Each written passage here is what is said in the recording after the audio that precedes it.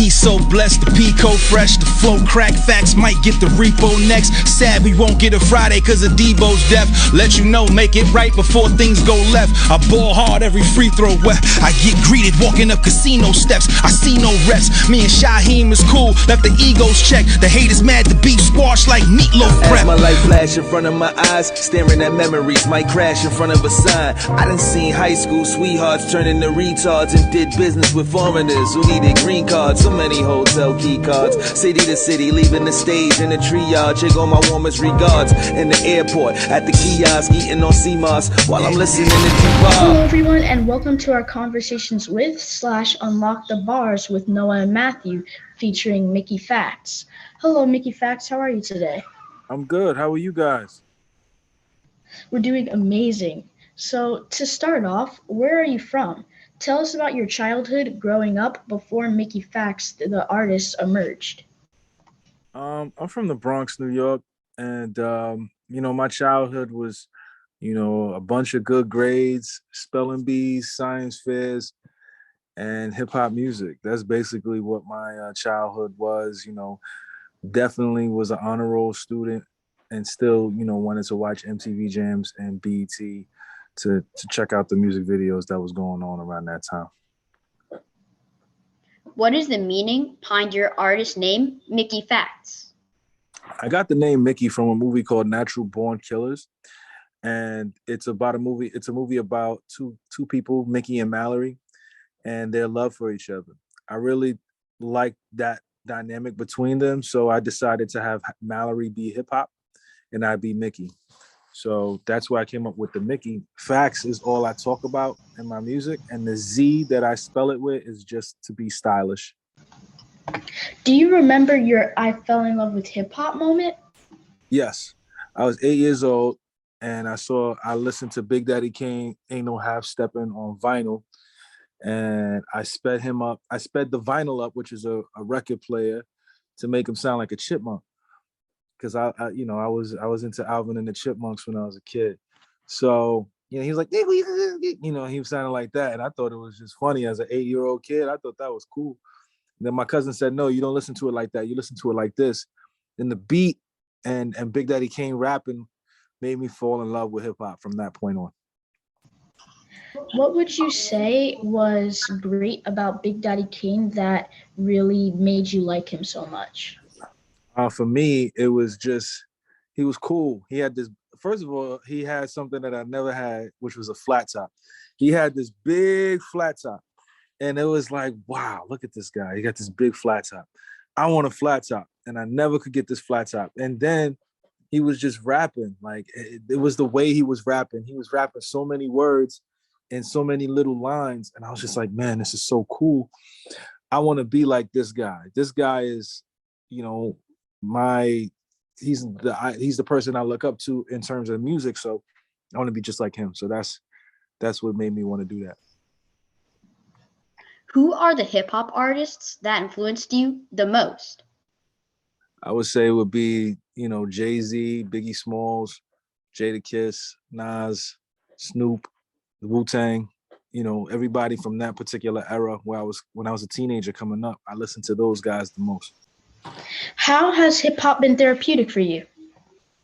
Hip hop to me is like a therapist. I'm able to just speak my mind and people be able to, react to it and give responses to it. Same way like a therapist. And for me, it was interesting to step into that place, right, where I can be vulnerable. I can tell the world how I'm feeling, whether dealing with women or, being broke or, the fear of being homeless and having anxiety and doubt.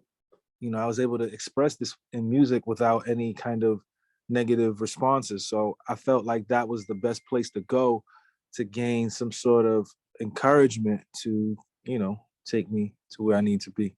What are some important lessons that the Adlai E. Stevenson High School taught you about becoming a successful hip hop artist? It taught me to always be ready. We were rapping every day in school. We were rapping in the lunchroom, in the hallways. And, that helped me when I was going into, the music industry. Whenever somebody say, okay, it's time for you to rap, you don't have to wait and think about the rhyme because it's been embedded in me in the halls of Stevenson. I was able to take that and just go as far as I needed to go. A few months ago, you held the Mickey Factz Bars Challenge. While we saw the results of that amazing challenge, what was it like to host and plan a challenge of that great volume?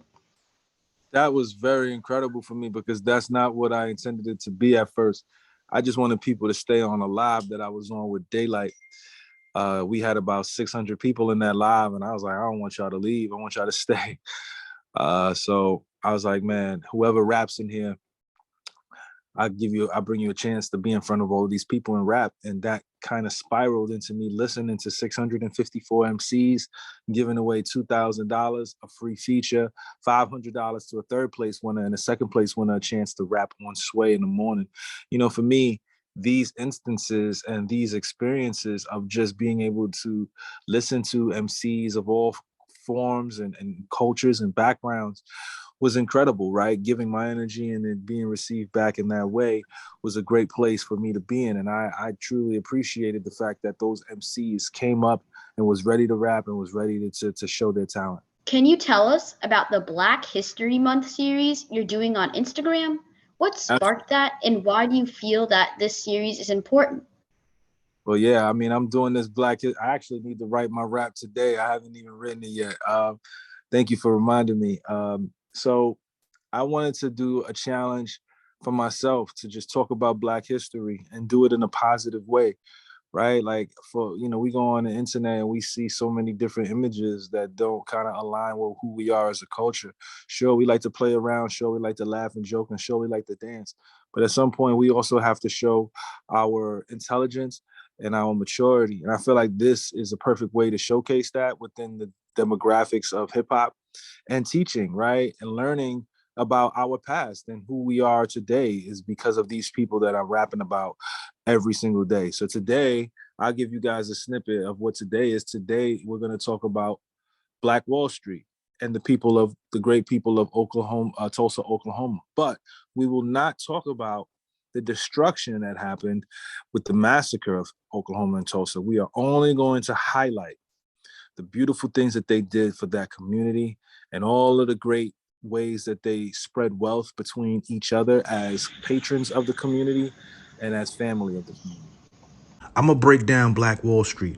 Here's the perks. Greenwood, a town that was built after slavery. 8,500 acres was granted. And from that vacancy, black people did not settle for complacency. They built homes, schools, churches, and a hospital, hotels, pool hall, even movie houses too, barbershops, jewelers, couple restaurants for food, doctors, dentists, lawyers. It sounds impossible. The Dreamland Theater was showing the motion flicks. Bell and Little Cafe food, so legit. They had tailors if your clothing ripped. Buck Colbert was an attorney who operated out of an open tent. J.B. Stratford had a hotel, and when he opened it, it was the best space for blacks in America on a trip. They boasted new cars, new clothes, new bars, new homes. I don't honor the massacre. I honor the true gold.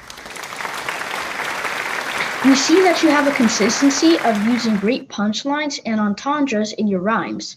How long would you say it took to gain that skill, and what makes this skill of rhyming so effective? It took me a long time to get to that place. I would say about 8 years to just kind of be able to craft rhyme bars in that manner.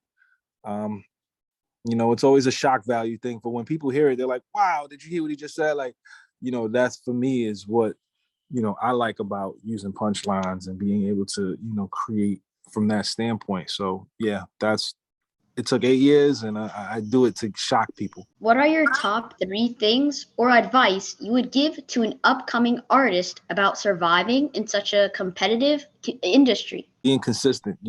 Every day you have to try to add more value to who you are as a person. You got to invest in yourself in order to be better for the future, right? So you got to put those hours in when it comes to rhyming, writing, and executing, right? So that's 1. 2, trust your core and your gut over your mind and your heart. Don't think about things from a cerebral and an emotional standpoint. Consider things from your inner soul and core. That way, when things go wrong, you don't think about it mentally and emotionally, you feel it within yourself because you know this was the way it was supposed to be. And last but not least, have people around you that care about you and want your well-being to be the best that they can be. And make sure you look out for those people in the event that things go the right way. We usually ask guests to unlock the bars and freestyle for us, but we heard something so special and timely for Black History Month, so we ask if you can unlock the first couple of bars for your Black Lives Matter freestyle. Yeah, no one cares about the black race. All they care about is black taste. Kids go to school, emulate us, then on Halloween dress in blackface. One day we gonna be free and may come late, but that's black faith, cause the white man with the blue eyes and the green money want what blacks make. Got us working in the back brace. Heard us while we in the rat race. They tried to take away our black heroes, did it all without black capes. We should really try to mobilize on the other side, showing blacks hate, but we don't. It's about the black race. All they care about is black taste. Kids go to school, emulate us, then on Halloween dress in blackface. One day we gonna be free and may come late, but that's black faith, cause the white man with the blue eyes and the green money want what blacks make. Got us working in the back brace. Heard us while we in the rat race. Tried to take away my black heroes, did it all without black capes. Shining light through the black drapes. We should really try to mobilize when the other side showing blacks hate, but we don't, and that's black grace. So you guys caught me on the spot right quick, so I didn't know I was gonna do that. So the fact that as soon as you guys said it, I went right into it was great, but I didn't expect that. Can you give us a little rap that you did in high school, if you remember? Yeah, the 6 Express is the best. Player haters is vexed. Pull out my text because they play me too close like next. They need to back up before they get jacked up and get clapped up. I always get the victory. Just ask Puff, I smack up. Any MC who try to act up. People be feeling my lyrics like they sniffing crack up. It's that thug cat renegade who love tracks. But then that's all I remember from that. That's awesome. I wrote that in 1998. Wow, I could definitely see the improvement. So everyone, that's all for today's Unlock the Bars and Conversations with episode for Mickey Factz. So thank you, Mickey, for letting us interview you, and thank you everyone for watching today's episode. We hope you guys have an amazing day. Goodbye. Bye. It's Mickey. Sway, what up? BX. Overtime. Check it. Measure me for the wreck before testing me. Red eye flight from the west, coincidentally. Hollywood ass niggas wanna smoke. Technically, I was just in that late, boy, respectfully. I'm steady flowing, cold, already frozen. Out for the commas, period, that's a semicolon. Yeah, I'm from the Bronx, that's a forever slogan. Bury me with the X over me like they did in Logan.